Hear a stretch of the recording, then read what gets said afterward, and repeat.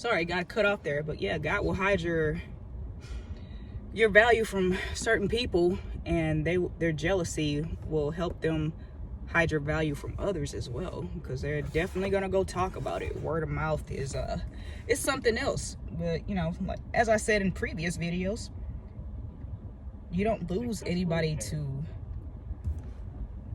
gossip and all that other stuff who was worth keeping to begin with, who was worth having around. They just expose your, you know, your enemies, you know, because I know when I first started on this journey, I asked God to please protect me and remove all my enemies from me. I lost everybody except for my son, you know. Like I started losing friends, or you know, associates, acquaintances, whatever you want to call them. I lost everybody, you know. And my grandmother, of course, she passed away, and that's when I actually asked God to, hey, you know, like remove these people. Anybody that means me no good, remove them. Parents, siblings, you know, everybody, you know. And they try to paint a picture of you, right? And then they start doing stuff to you behind the scenes, little slick stuff at first, and then it becomes more and more blatant the bolder, the more comfortable they get with it, until they get caught up. And then, you know, they try to lower your vibration, lower your spiritual protection over yourself, right? Or how can I put this? They try to lower your guard and your defenses, basically, and have you in a certain energy. And you know, like in my case, oh, angry black woman, you know, typical black girl response and attitude and stuff like that. That's what they try to do. You know, they try to get you down to their level so they can fit you in one of their boxes, you know, because they like, you know, that's all they play with is building blocks. You know, you're sitting up here with an Atari and they're stuck on building blocks as 1, 2, 3, ABC. You know, not even puzzles yet, you know, and they can't even do nothing with those. You know, they can't even put those and stack those right. But they over here trying to play chess with you. So it's like, So yeah, they'll, you know, they think they're playing chess. It's really checkers. The thing is that they know how to manipulate people who are like them. They can't manipulate a chosen one. Chosen, like we refuse. We cannot be manipulated because we're patient about our answers in regards to other people, and we're more focused on working on ourselves, so we don't really care what somebody else is doing. You know, it's just like, you know, as long as it's not causing us any harm, we really, you know, do you know, all the best of luck to you and your endeavors and whatever it is you want to do, unless you're trying to hurt, you know, sell your ship but don't sink mine, you know. Sorry about that.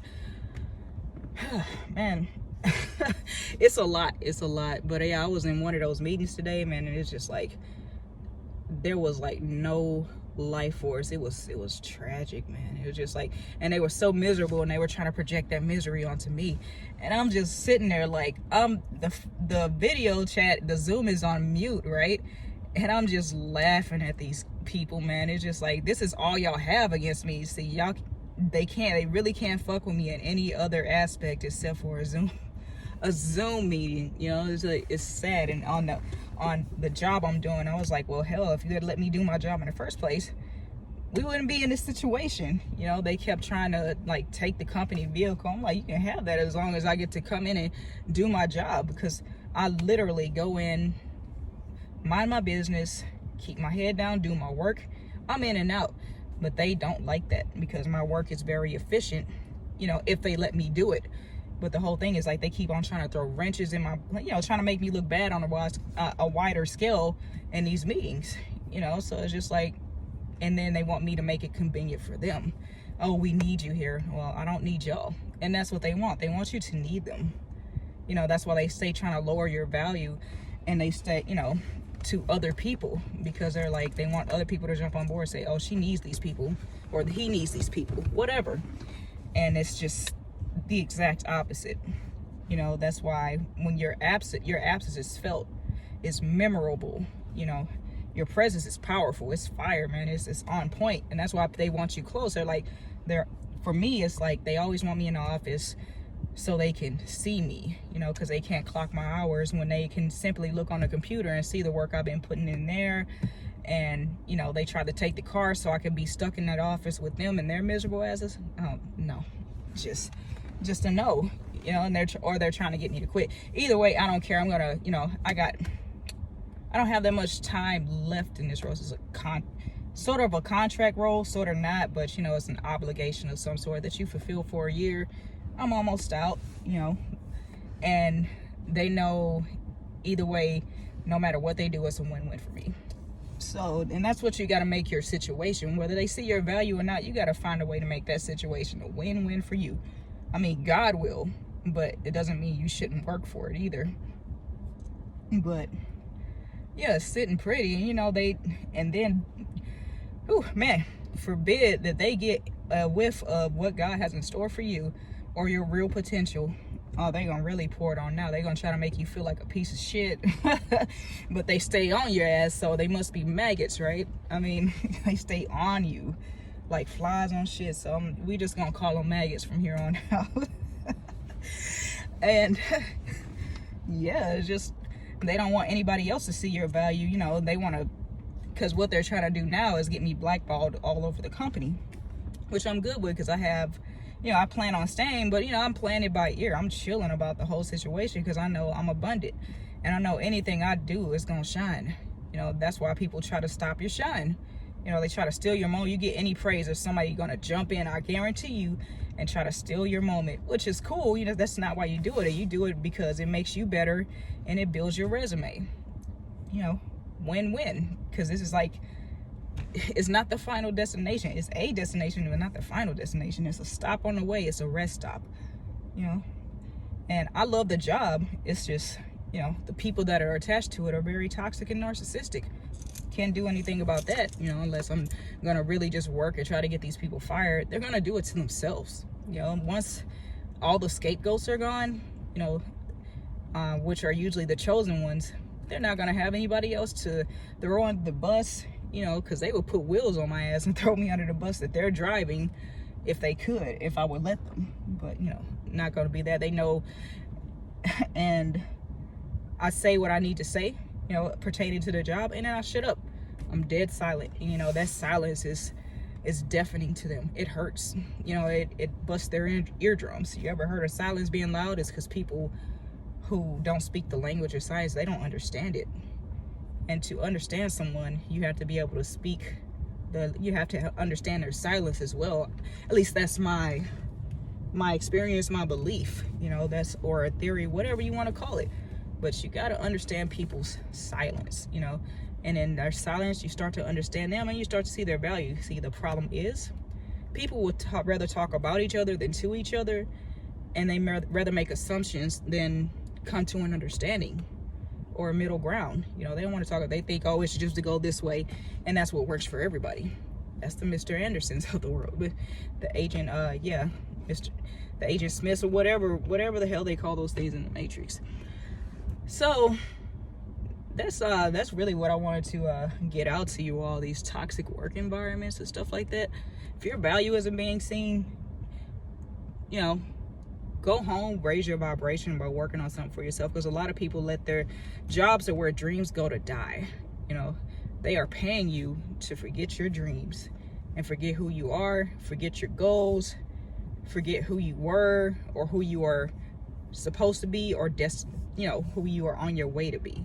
They want you to forget all that and just run their business. You're a cog in a machine, and you got to remember that that's who you are to them. And they're going to try to make, you know, they're going to try to shape that little gear or whatever to make it fit in their cog by any means necessary, you know. And if they can't, then, you know, they'll fire you. That's the worst case scenario. And with the world where it is today, with these checks rolling out and stuff, I'm not saying become dependent on it, but, you know, this whole covert thing, can't say the name, is actually, you know, to me is looking like a reset button on the, you know, on your own business, you know, on just the people in general. Like, it's giving people opportunities, like, hey, you know, do you want to stay working this 9 to 5, or do you want to strike out on your own and, you know, try to make it happen for you, you know, basically. Like, I see a lot more damage being done to corporations before this is all said and done, and it turns into like something like the flu again. Basically, it's what it's going to end up being. You know, you just need a vaccination every year, or however often. So yeah, man, I would say these tips and tricks online, but you know, how I've been dealing with this current position and staying out of the office. But it's not even that, it's just, it's a real thing for me. Like, I have anxiety when like this, it's very anxiety inducing when I have to go and be around these people and be in this environment. It's a very toxic environment. You know, I can't focus, I can't, you know, and they don't seem to get that, and they're not going to, because sometimes you get anxiety because you're smarter than everybody around you. And this is no brag. Like, you're legit smarter. Like, I've sat there and looked and tried to give it the benefit of the doubt. I'm like, they have these positions for a reason. And, you know, a lot of these people, it's not what you know, it's who you know, or the fact that you were trained better, or you have better, you have a better education, or a longer more experience in that situation, or in that position, that company, that environment, so on and so forth, you know. But, you know, as far as intelligence, you know, they lack major intelligence. That's why it's so hard to you to fit into the machine. You know, kind of like an iRobot thing. You're iRobot. You don't fit in with the other machines because you're not just going to obey because it doesn't go with your algorithm. And that's their algorithm, is to be another cog in a machine. You aren't supposed to be in a part of a machine. You're supposed to be running a machine, you know, period. You're supposed to be the machine or be running it, the creator, you know. But people get focused more on the creation than the creator, and that's where they fall short.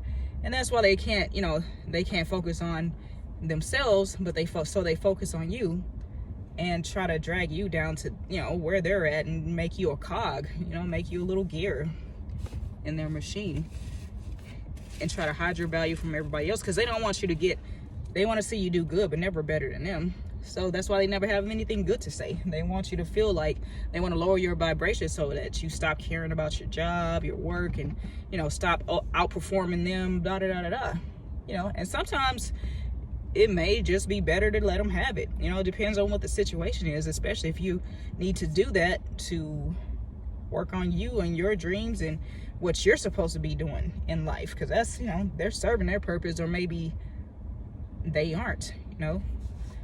But if they're that focused on you, that's probably their purpose. I mean, imagine your your sole purpose on this planet as being a fucking hater. That, like, being a troll to somebody who really doesn't even think about you outside of the clock, you know. Like, they clock out and it's over for you in their mind. It's just like, okay, you literally don't exist until you have to clock back in, until that person has to clock back in. But they try to, you know, they try to flex their power, because mostly the people I have doing this to me are people over me.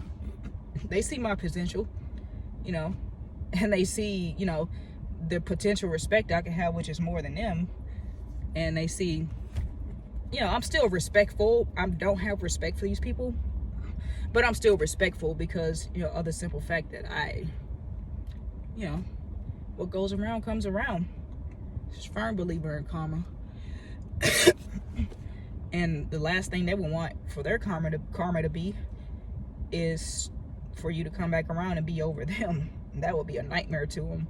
And that's why they try to hide your value, you know, to, you know, equal what theirs is, because you're a reflection of your team, right?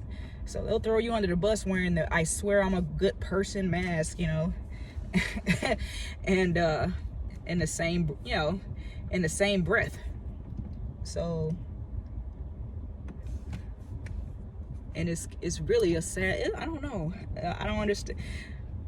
They say it's demonic, you know. I think I will go ahead and call it demonic. It's like, it's some kind of demon, or some, yeah, your spirit, your light, you know, agitates their demons. It doesn't, and they feel uncomfortable, and they feel like they have to do this, like they have to, and like, oh no, we're a team. But, you know, throwing you under the bus the whole time and expect you to smile while they're doing it, like, you know, like you're at some kind of fraternity party or something like that. Life is not a fraternity, man. But you know, some people never mentally graduate past high school. Really, let's be honest, about middle school, I'll say. You know, the mean girls type stuff. It's just like, get all the way out of here. Grown men too. You know, I work in a male dominated industry, and I'm the only female in there, and these dudes gossip. And they said it, guys gossip worse than women. I'm like, well, I hope y'all can gossip about how to get this shit done while I'm out on vacation, or if I'm in quarantine or some shit like that. Cause you know, if you sitting up here gossiping about my personal life, they're sitting up here saying things that, you know, it can't be mistaken for anybody other than me, because I'm literally the only female there. Just like, are you stupid or are you stupid? I mean, you know, if you're stupid, then you're stupid. Just go ahead and admit to that. And, you know, the whole thing is, it's like levels to harassment. But, you know, some is harder to prove than others. But yeah, constant visits to the office and constant email, unnecessary communication, unnecessary emails, you know, just because they can, you know, which, yeah, okay, you can. And then get mad when you don't respond, or you know, you find a crafty way. Because one thing I'm good is getting myself out of situations that other people try to put me in. That's one thing I have mastered for the most part. Or really just make, you know, turning that wheel in my favor. Because one thing about those tables, they are always turning. Anyways, I'll be back on later. Live, laugh, love, light, healing. Remember to drink plenty of water, eat dark greens, and definitely raise your vibrations and mind your business. Peace.